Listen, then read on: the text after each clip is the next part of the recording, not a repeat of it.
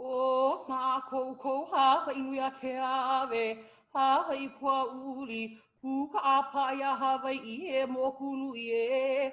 O ma ko ha makua, aina pali waka I ke ala ulili ha makua ki loa ua ki e nele hua, e halau a I.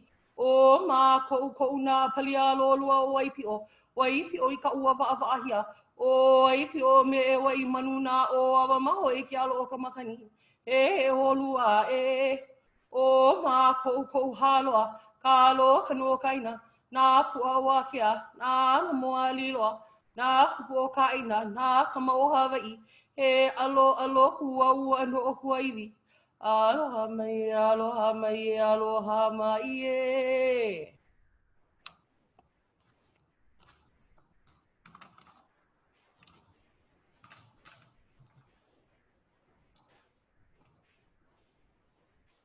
O kukahau kawe ki o ka mauna, he mauna ki e I hilani e, he makana o ka lani, ho hai ke aloha ho I ke ahua he I mana, e ulua I ka pono, e ho I ka maria o kulani e.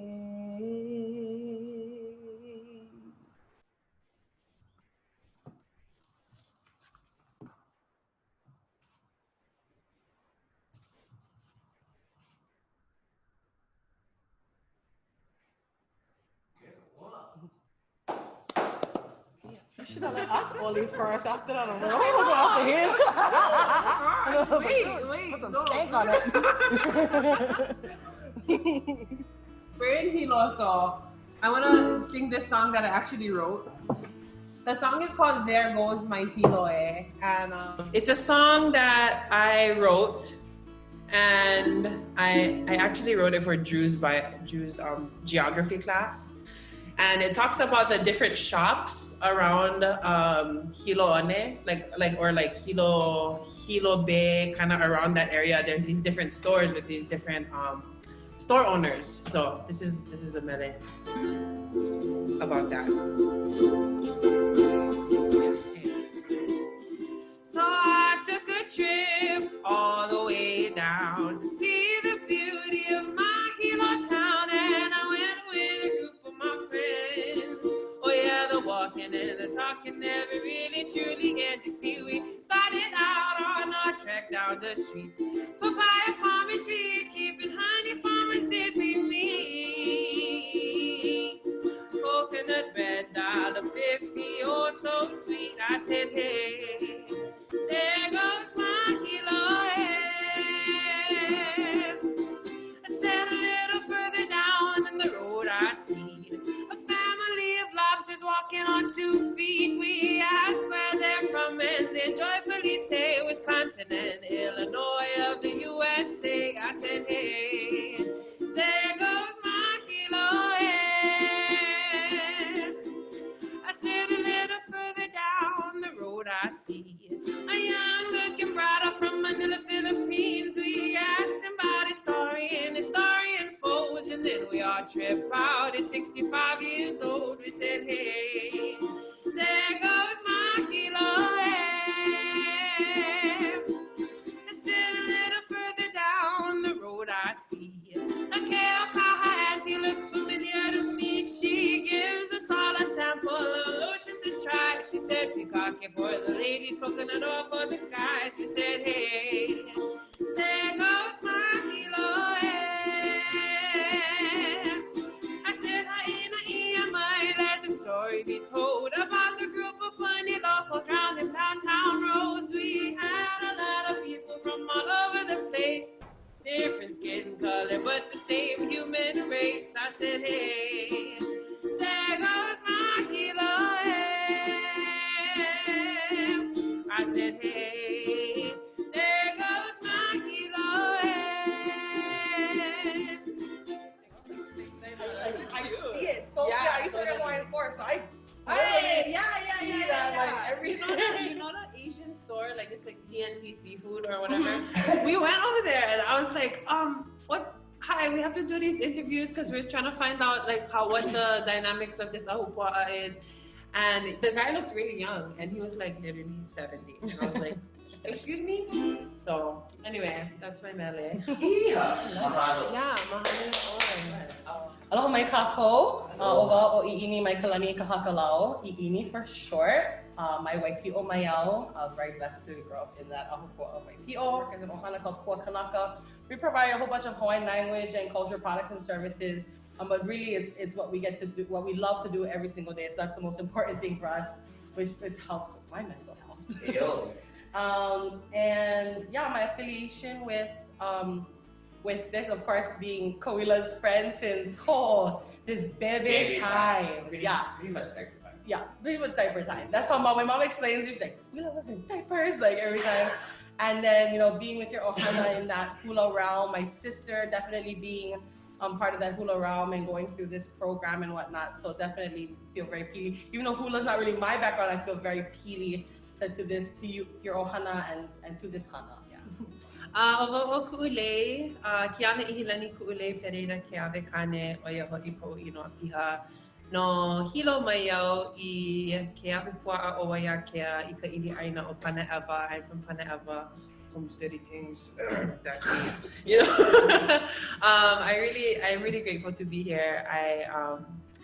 I think the pule that I did earlier, or the oli that I did earlier, is one that I wrote for my ohana. So my mom and my siblings, from my mom, all of our names are embedded into the mo'olelo of that oli. To the mauna wakea, which I feel, it's so pretty from here. Yeah.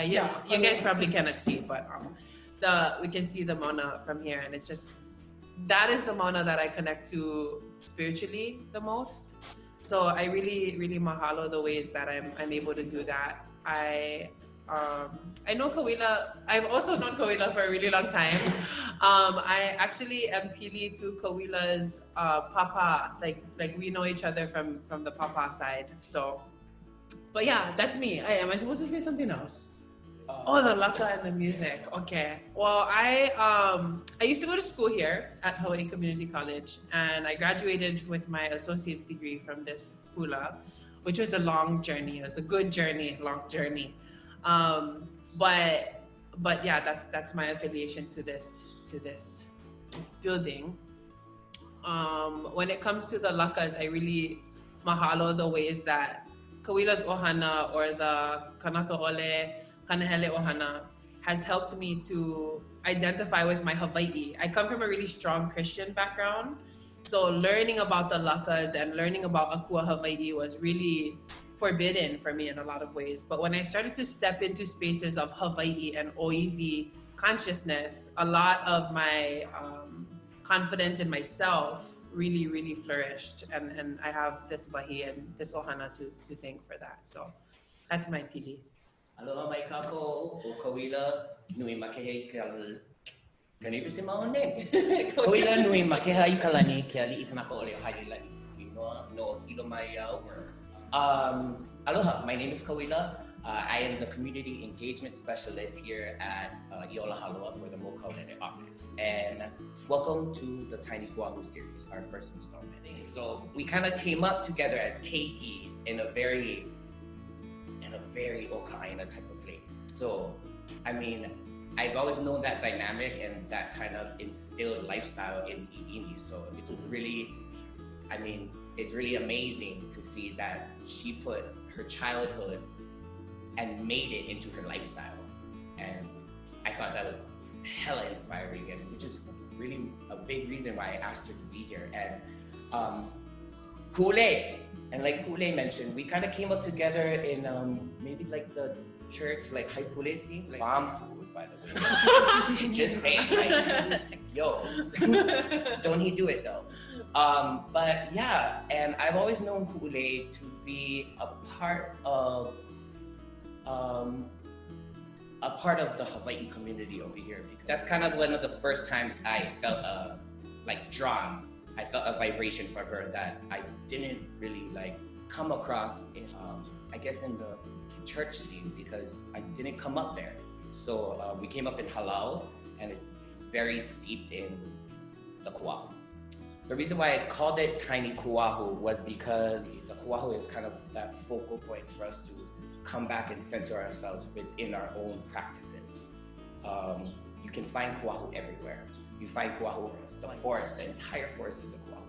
But also what I wanted to bring to this session was that through certain avenues like music or writing or having a social media platform where you can really be vulnerable with people who also feel the same kind of ʻIʻini to wanna balance out your lifestyle, especially when it comes to mental health and well-being, and also expectations, which are the topics of today. See how I plugged that in?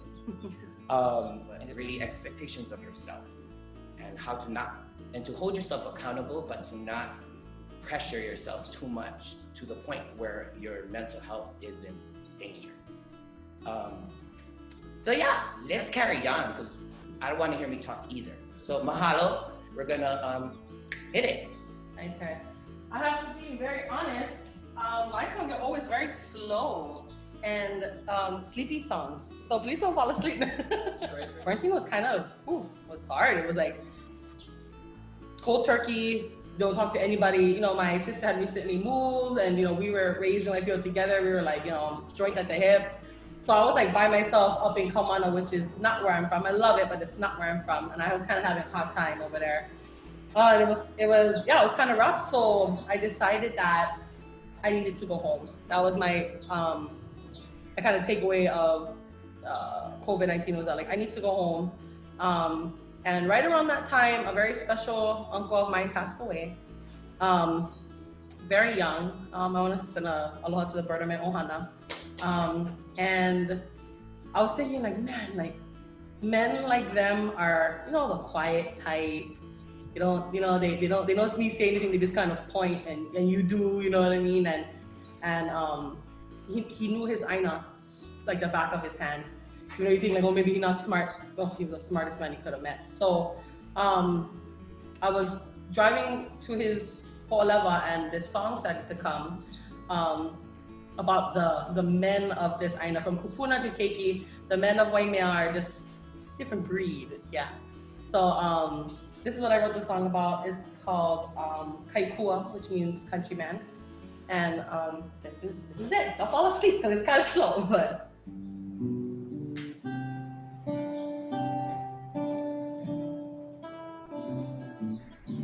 I see you out there in the shadows of dawn, working in the crisp air, moving the cattle along. You drive the back roads that nobody knows. You can name the hillsides with so much pride. You smell the rain when it's coming your way. And I love the man that knows this land. And I love the land that raised this man. And so dirty by 5 o'clock in the morning, it's so charming when you scoop me up in your pickup truck, riding shotgun, take me to our secret spot to watch the sunrise. I love the man that knows this land. And the land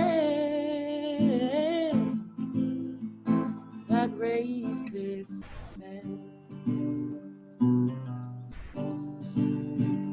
Boots and camel, don't stop till the work is done. Riding horseback, just me and you on this misty ranch. You belong to this place. Take me to our favorite place to watch the sunset. All of the men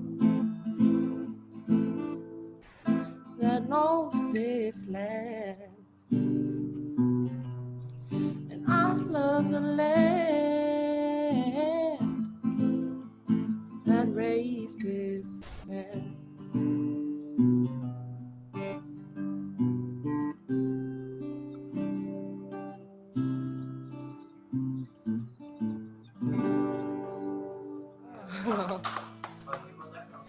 Yeah, I wrote that for Kahakalau. Yeah. And for all the Kane of that area, you know, they have this different connection to the Aina, and I really wanted to highlight that, not just like, oh, you look good in your, you know, your surf shorts and the Heineken in your hand. Like, no, like this is a different aloha, you know, and it's that aloha between man and land, and then the same thing that I love the land who also raised the man. So it's that back to Aina and Pico, which is really for me an anchor when you're talking about mental health, you know. Yeah. So we've always worked Aina in Waipio. We've always worked other people's Aina to kokua to get their ohana started.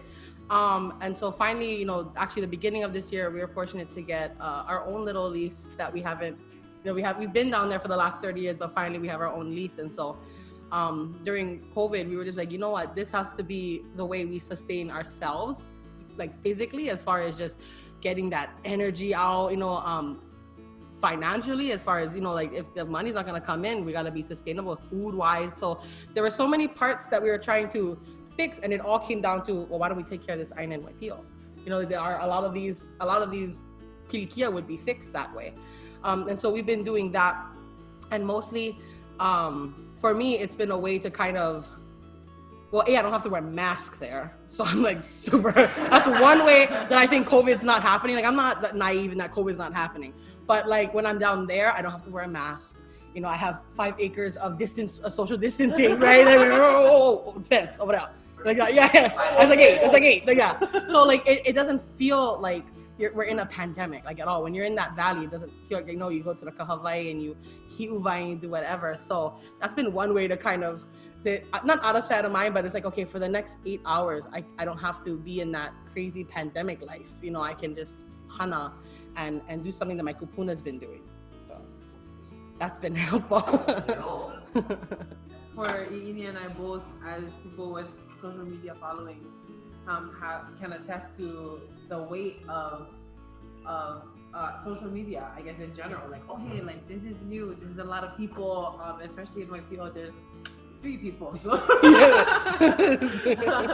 I think for me, what I'm expected to do versus what I actually do is really different. For me, I think just generally when people have a lot of followers or something, there's like, I think young people call it clout or something. It's like, it sounds like gout. I think it sounds like an STD. Yeah, like you have the clout. I'm like, the like, what? I don't I don't have the clout. With those kinds of followings, it's just like, okay, what? Like regularly, people think like, okay, well, you know, I have this many followers, so I, like, you know, like I'm better, or I'm like more. I can only have to watch what I say on here, and that's great if that works for you. But for me, the lehu or the amount of followers that I have is really awesome. But it's a platform for me to talk about things that matter. Like, it's kind of like if you have a lot of money, okay, great, but like, what are you doing with that money? You know, so for me, the mana'o nui is to really reach people. Like my life work is to kind of like, is to hu'era, is to like kick up things that people don't really talk about and talk about it. because our wellness really depends on our ability to communicate with not so much others as well as ourselves. And I guess both. I guess both.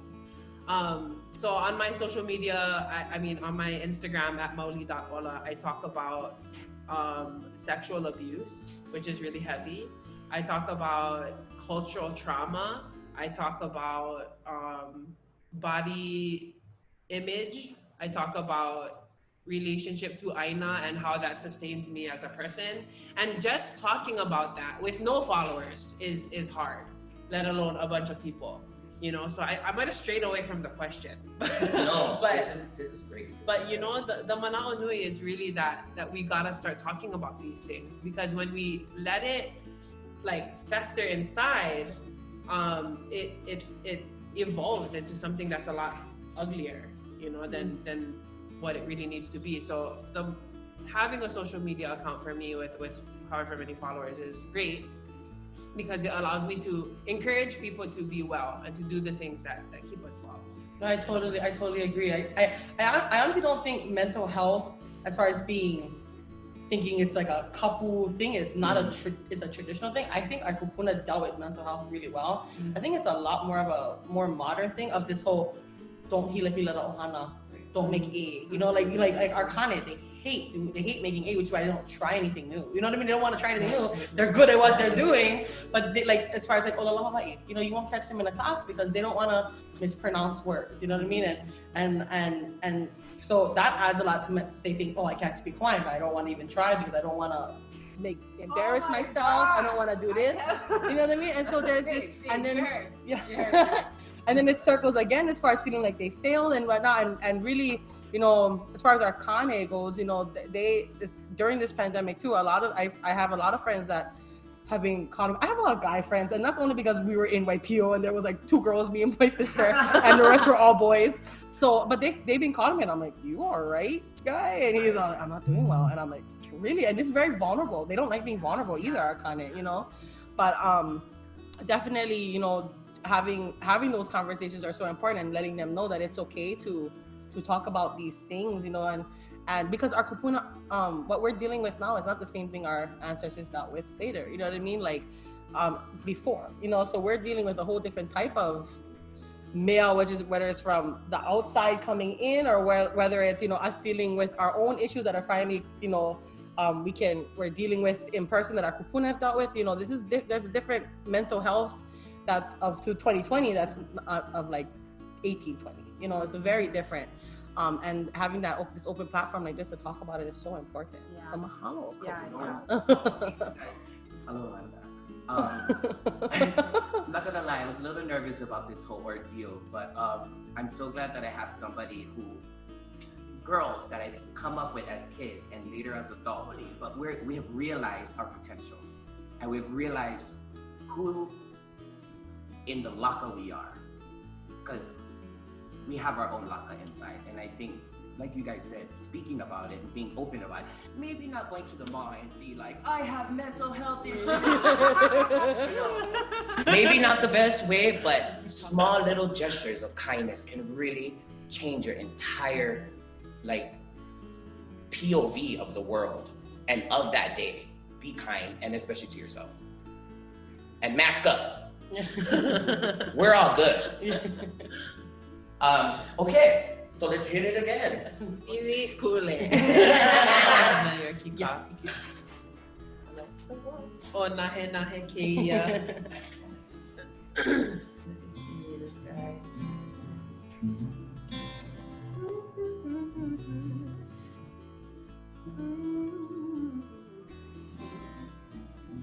This song is called Tear Tracks and Trauma.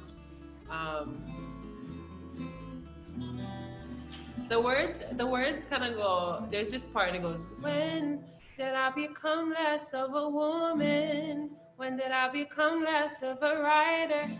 When did I become less of a poet? When did I become less than love? When did I sell my indigeneity for oil? Trade away all the royals, sell off all the soil of my land. So there's that part in there. And what it's talking about is when we trade the simple things in life, like breath outside, for Wi-Fi. It's when we literally, because every small decision that we make throughout the day has a lot to do with our quality of life. And I think it's just really important, things that sustain us, not just entertain us. And the soil or the dirt is representative of fertility, of abundance, of nutrient, of sustenance. So here's the song. Tear tracks and traumas running in the background. I'm just trying to backtrack and ground myself to love. When did I become less of a woman? When did I become less of a writer? When did I become less of a poet? When did I become less than love? When did I sell my indigeneity for oil? Trade away all the royals, sell off all the soil of my land. I should have known I can't eat the coal and can't drink the oil. I want my soil back. I need my soul back. When did I become less of a woman? When did I become less of a writer? When did I become less of a poet? When did I become less than love? When did I sell my indigeneity for oil? Trade away all the soil, sell away all the royals of my land. I should have known I can't eat the coal and can't drink the oil. I want my soil back. Thanks. That's a really good one. You know, I care a lot about what people say about me, what people think about me. It's always been a thing. It's something that I'm working all the time. Like people are like, it's just no worry about them. It bothers me. I could get like, 5,000 like amazing supportive comments, and in one like I don't agree, and it hurts. Right? It sticks in me all day. And I'm like, it sticks in me, and it's really hard. Like I care a lot about people. When people are like, oh, like when even I was little, like, oh, she doesn't like you. I go, why? What did I do? And I have to realize she just doesn't like me. Like that's okay. Yeah. And so that part has been really difficult. But I think with my platform, especially, I look at it as I am unapologetically Hawaiian.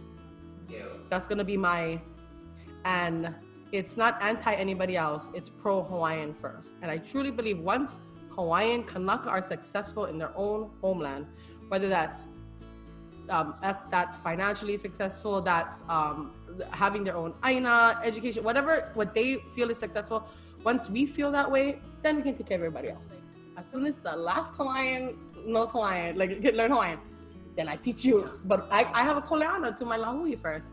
And there are people that are not gonna be okay with that. Even my own people are not gonna be okay with that.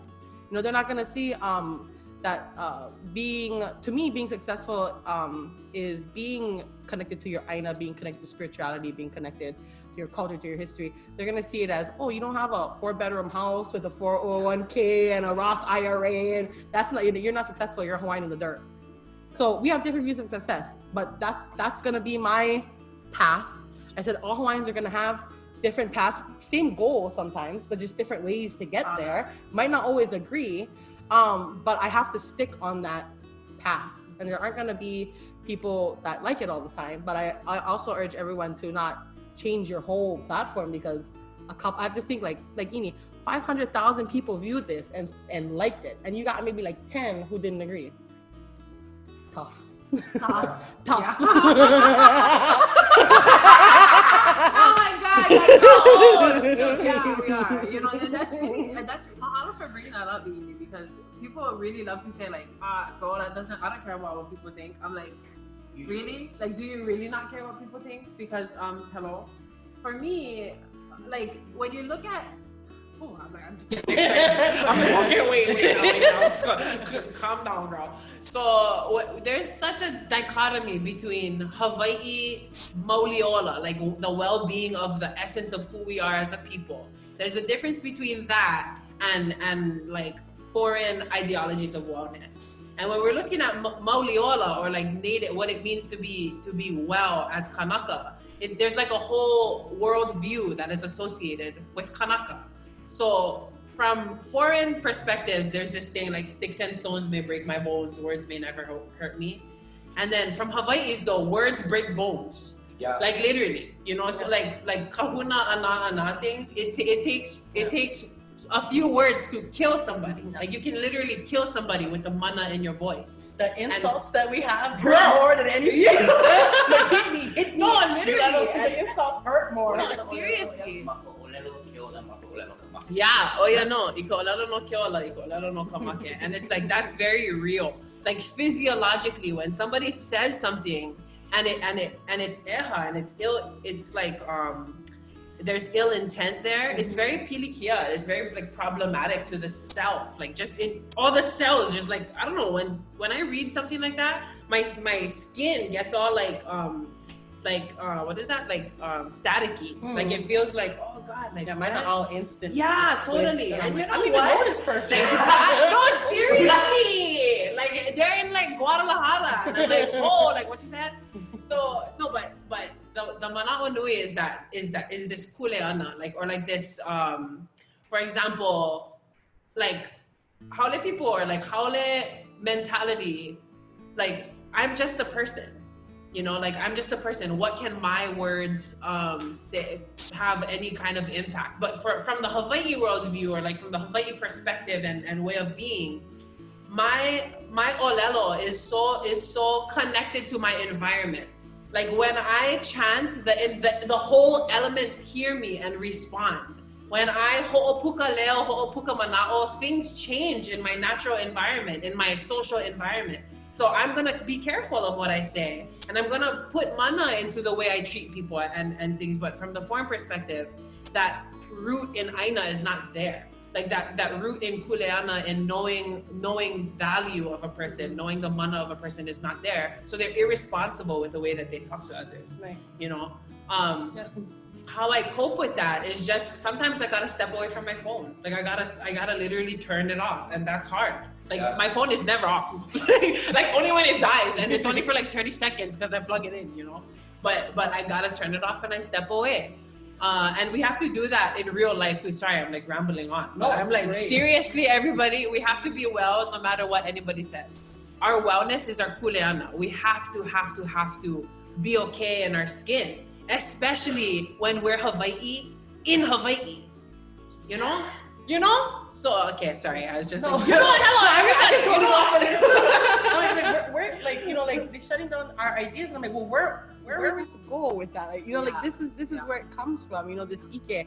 You know, they're worried about their lifetime between 0 and average, hopefully 72. but like we're talking for our kupuna and for our next. You know what I mean? Like the continuity of it all. That you know this is not just gonna be when I'm gone. Okay, nobody's gonna have these ideas anymore. You know what I mean? Like this and like I said, there's some like, and it's not a few, but that say some mean stuff or whatever. And I gotta be honest, I'm an easy target. I'm fair. I'm this fair Hawaiian that's talking about. Everybody's like, what is this? Are you asleep? Yeah. I'm like, are you sleeping? Yeah. No, I'm a fair Hawaiian. You know, they could be like, oh, you're not even. Like I hear it all the time. I'm like, oh man, you know what I mean? I'm a big girl. Like they can eat that too. You know what I mean? I'm okay with that too. But honestly, there's been more aloha than none. It's even with the following, it's still like.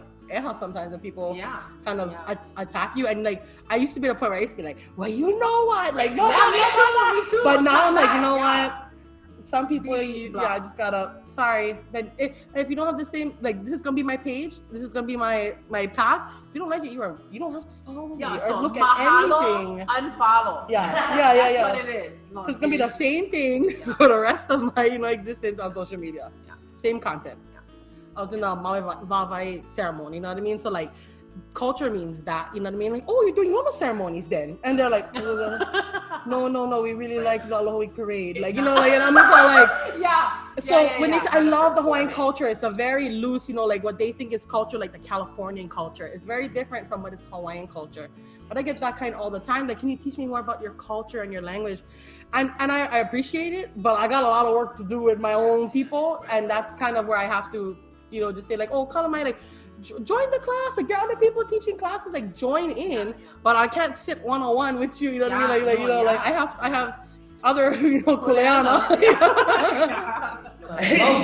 it up. I know. No. And then this watch, bro. Oh, I couldn't. I don't have to go no place. I can leave this and get anything. I just got a text a while ago. I'm just saying, but my sister won some kind of first place in Hawaiian language, something. Yeah. ʻIʻini. Oh, hey, girl, good job. Like, that's my sister. Yeah. That's my sister. No, it's the kind of like beginning of quarantine. It was like your what is it? Phone usage is up 98%. I know, girl. I'm proud to say, because I'm in YPO every day, Monday to Wednesday. It said your usage is down 43%. Oh, yes. YPO has been like 8 hours of no phone. Oh, it's been lovely. And people are mean to me on here. Oh my God, no, my mom is like, who? Where? I'm gonna make an Instagram. I'm gonna go over there. I'm gonna comment. And it was a DM to me. But anyway, it does not do. I'm also getting some sugar daddy DMs though. So Oh my God, me too. I'm here for that. I'm like, send me $500 and then I'll add you. That's so funny. Like, hello, we need a new point grinder. Yes, that's gonna be Ready to hit it. Yeah. So I actually just wrote this song the night before Halloween. My family is a big music family. We've always done music. My grandpa was playing bass, right? And my anake will be that does Hawaiian music. My mom writes a lot of her music. My uncle plays, so it's a big part of our family. I'm trying to find my niche, which is not Mele Hawaii. I do not have a Mele Hawaii voice. And then I realized it's because I thought that it had to be a nice, beautiful YPO is so nice with the river and the lake.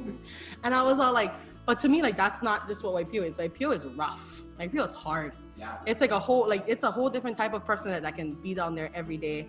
And so then I said, like, okay, then the song has to be a little bit rough too. So I've been working on it. I said it's not pow, but yeah, this is what it's about. So.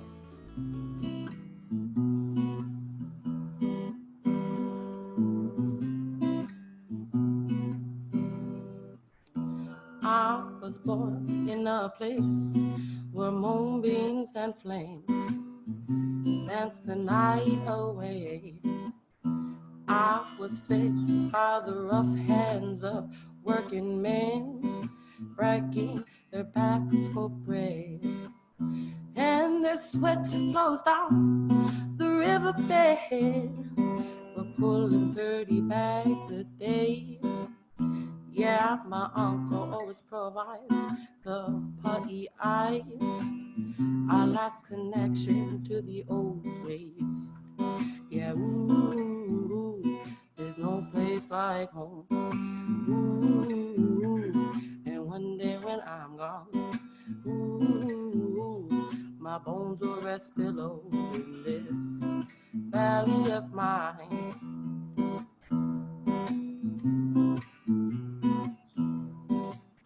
I was born in a place where moonbeams and flames dance the night away.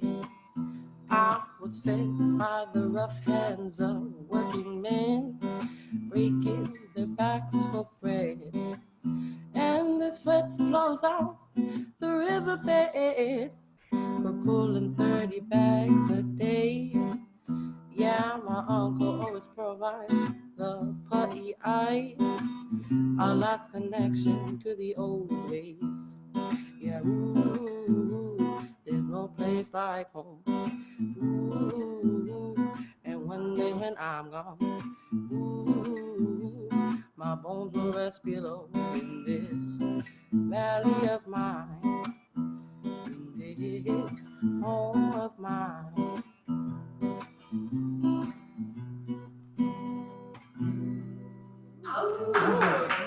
That's kind of what I was going for. But again, definitely one way that this whole COVID and this mental health was able to basically huli that whole thing was just going home. That was huge for me. I've been gone since 2011. That was a really long time for me. I got in college here, and I love Hilo. Like I said, I have my college friends and whatnot, right? And got to hook up with some of my old friends that like we used to see each other from when we were keiki, punaleo, kolakaiapuni, that kind. And then I was malaming my tutu, which was a koleana that I had to do. Then I had my nephew. So there's all these reasons. And then like during COVID, I was like, I have no reason to be here anymore. I want to go home. So definitely, so the music and into being home was huge for me to just kind of keep it sane. I think there's so much demand and need for that kind of music because it's rest. It's rest for the uhane, for the soul, like for the wailua we're talking about. It's like some place that we can just be. We can just be without expectation or with like just shh. So mahalo yaoi for that space. Yeah. We're both taken, sorry. Yeah. We both have boyfriends, sorry. Oh.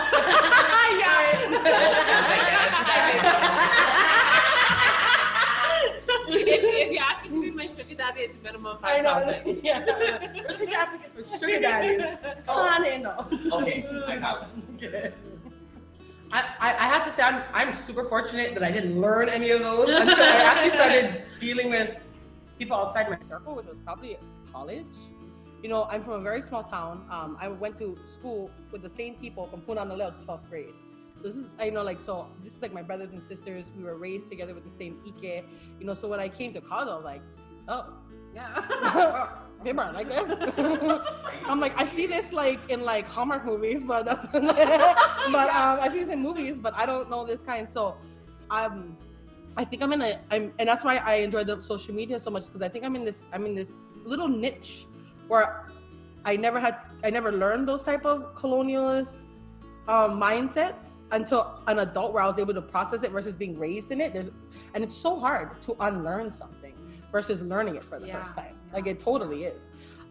So I try to hit my teaching, my videos, I try to teach things.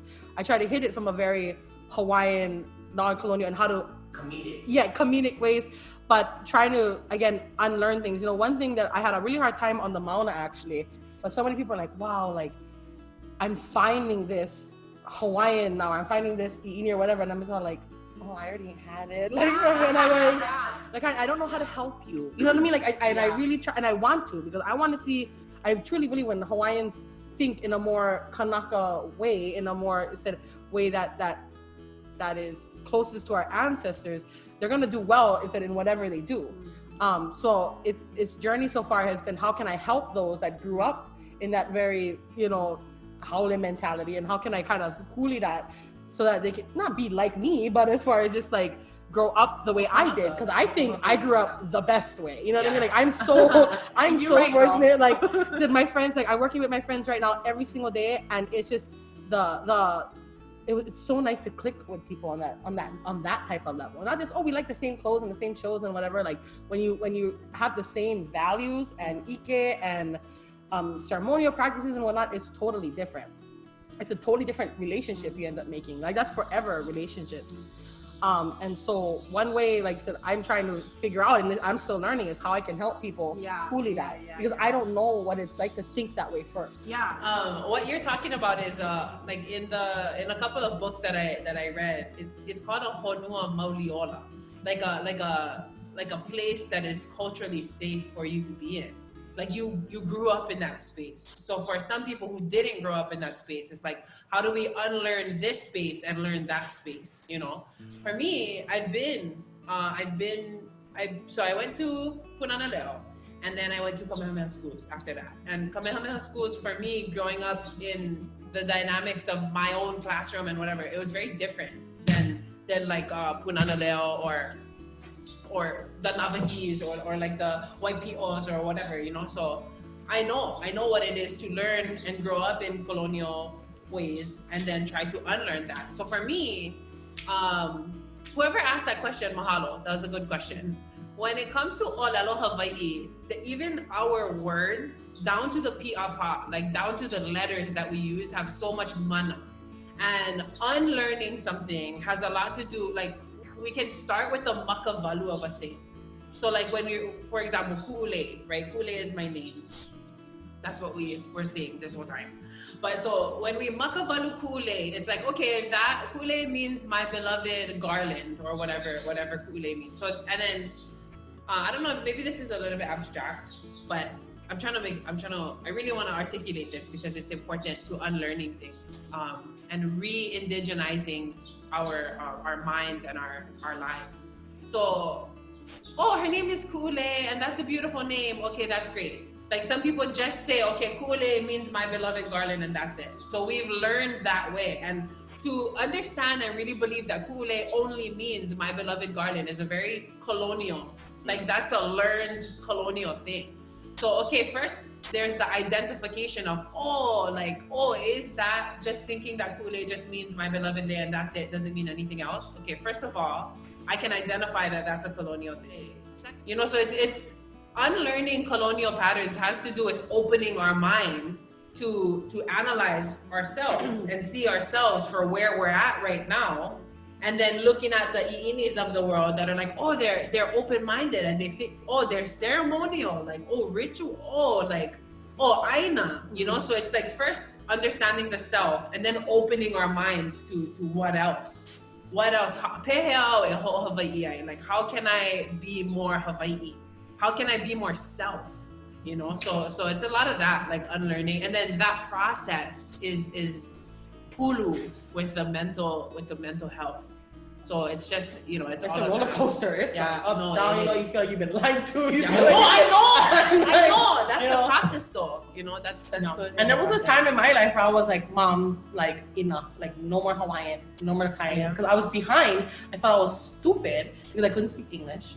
I couldn't read English for nothing. I couldn't, you know what I mean? Like I wasn't wearing Roxy clothes. I was wearing Lo'i clothes. You know what I mean? Like I was behind because I wasn't being like the other kids. You know what I mean? And now I was like, oh, that's a good thing I wasn't like the other kids. But there was a point where I told my mom, we gotta stop doing this Hawaiian stuff. That's what I told her because I want to be more like them. Yeah. And I'm so embarrassed of that. And I'm like, oh, but I felt like that was success. That was, you know, what I wanted to be like, and I'm so glad that I was like, not too bad. Okay, that's tough. Exactly. And she did it, and I'm glad she stayed to that path for us. Yeah. Right. Well, anyway, this is gonna be so. I'm gonna sing this Aloha Medley, and I think we're gonna sing the other song that we're gonna sing, but I think I'm gonna sing this one instead. Yeah, this is gonna be the Aloha Medley. The first part is Kuha'aheo by Kumuhina. So maybe that could be the one that she might have. I don't know. But anyways, we're gonna sample this one. This is the Aloha Medley. This involves a song from Maluihi Kolohei Kahua Nenea Kapo'e Waolani. That's like the name that was at the end of the newspaper article for Mele no Kapuni Lilelile. That's found in Kaleo Kalahui, February 21st, 1893, in that newspaper. Mele no Kapuni Lilelile is about really focusing on the things that are true and ground us versus the shiny things in life. And this was written February 1893, which is just 1 month after the illegal occupation of Hawaii began. So it's a really, really great song. It talks about the muhe'e, and the muhe'e is like a animal that sometimes it goes like this, but then it goes back, this back, this back. So muhe'e are kind of like maybe two-faced people in some contexts. But anyway, I love that song. I love it. So I'm gonna play it over here.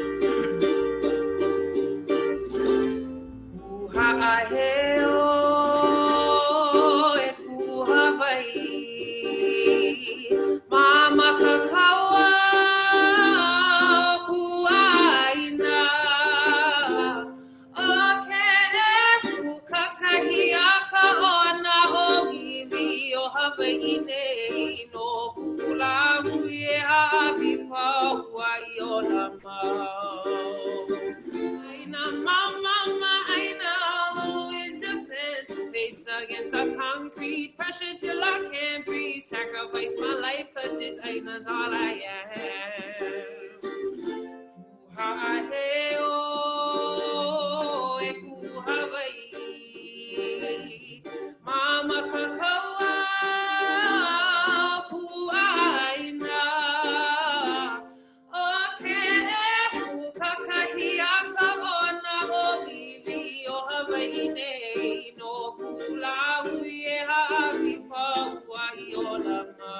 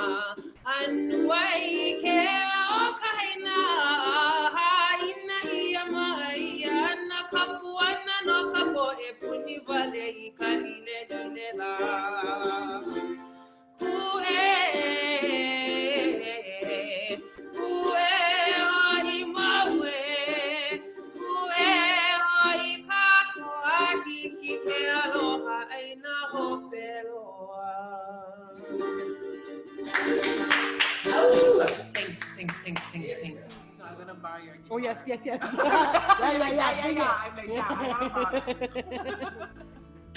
It's just really, I'm just gonna sing the line, but just listen to the words there. Okay, so it goes. I am light. I am light.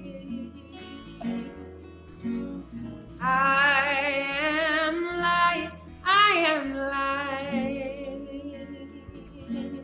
I am not the things my family did, or any of the voices in my head. I am not the pieces of the brokenness inside. I am light.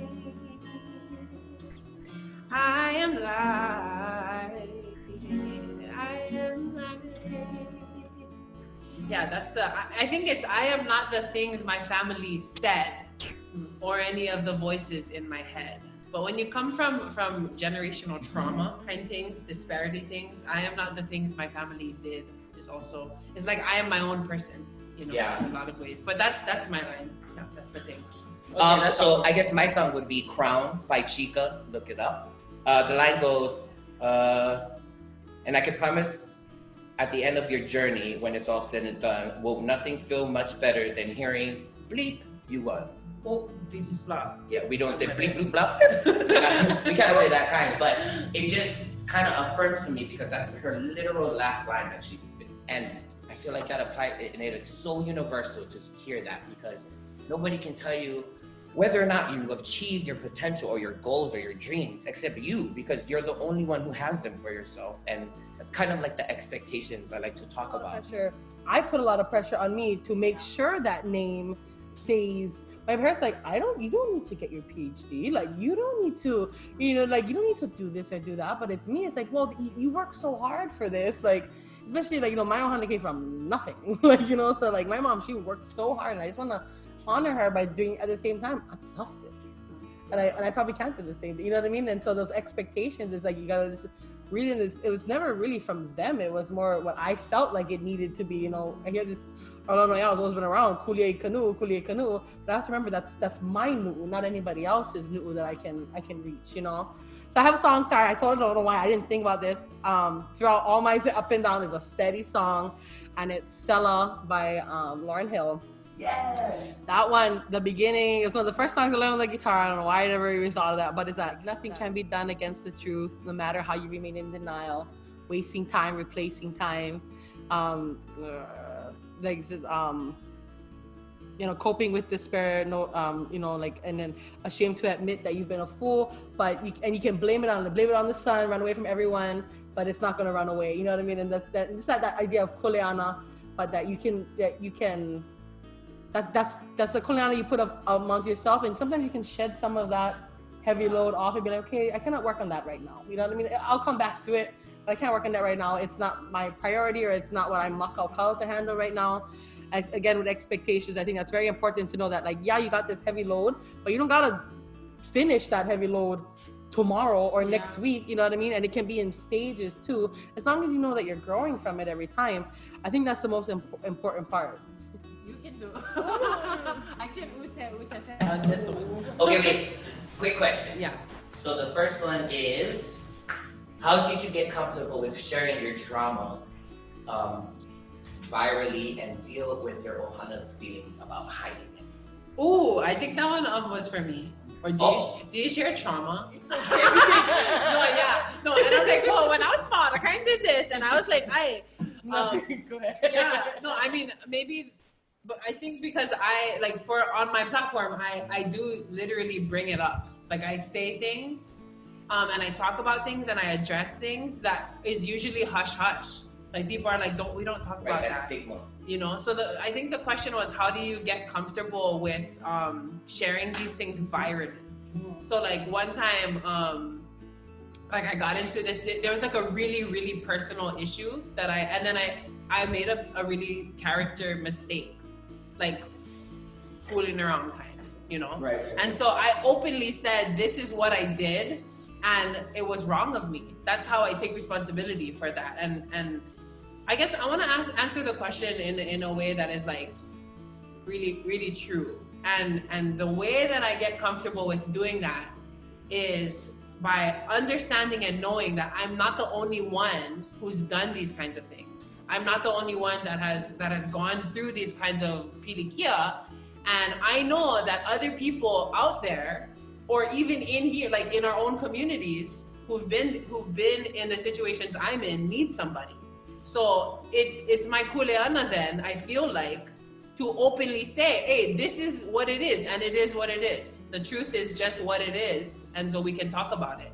You know, so to answer that question really briefly, it's just about knowing how powerful it is to share these things. My ohana probably doesn't really like that I talk about a lot of these things openly. Yeah. But my wellness is my kuleana. Yeah. And if it's gonna keep me well to talk about these things, I'm gonna talk about these things because my ohana agrees with me that my wellness is important.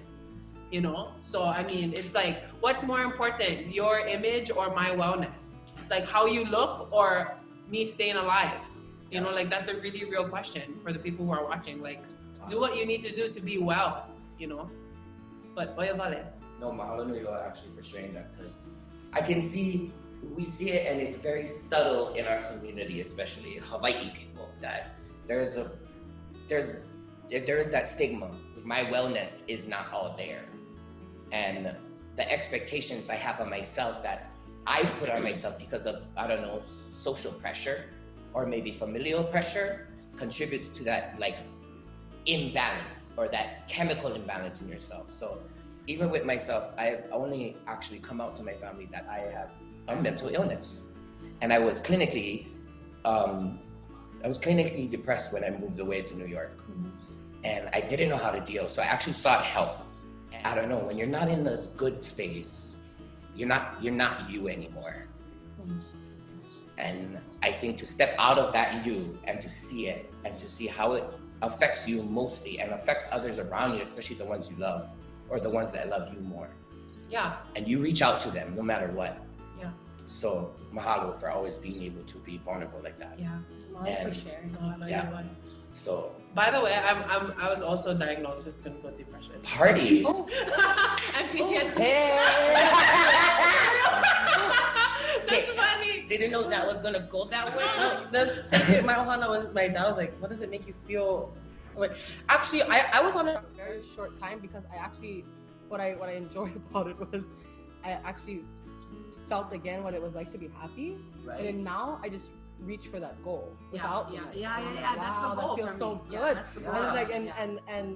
and I had to really a major part was just that fear of, well, if this doesn't work out, it's over my life. And I'm like, I'm done. And and it's like one little thing, you know. And I'm like, you know what? I have to think, nobody died from me not delivering this on time. We're okay. Yeah. Like, and I just have to be okay with those, like, those expectations and stuff like that. Yeah, exactly. Thank you guys. Last quick question. When are your albums coming? Yeah. And now, shall we just hit it and move on to the next song? I was like, So if you go to @mauli.ola, if you go to @mauli.ola, the prayer, it's a prayer album, link in my bio, and it's a album of high intention. It's not about Mr. Jesus or any of those, like any of the akua that we know their names, but they're called pule because it's space for manifesting our highest, most light intentions. So I mean, anyway, the album is at the link in my bio. Where? Okay, so I think so one more then. Go ahead. Yeah, right. I don't know, Kalana Napua, not too far. Oh, Kalana Napua. Did you guys still want to do that? Hawaiian 78? 75, 76, 79? I don't know. I have one. Yes! But I don't. Okay. Can you call out the yeah. kind, because I forget the order of them. I want to shout out Pelika Yo for making sure I knew this song in my class. It was a grade that I did. One of the assignments I actually did.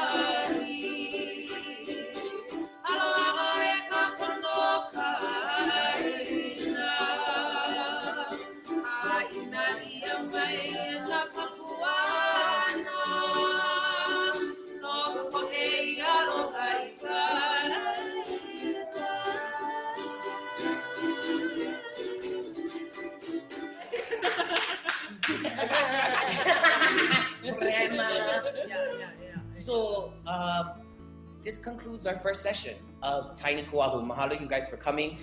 Mahalo, ladies, for like putting yourselves out there.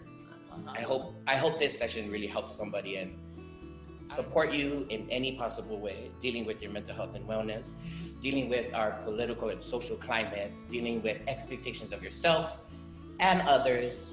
And yeah, and that's it. Mahalo. Thank you.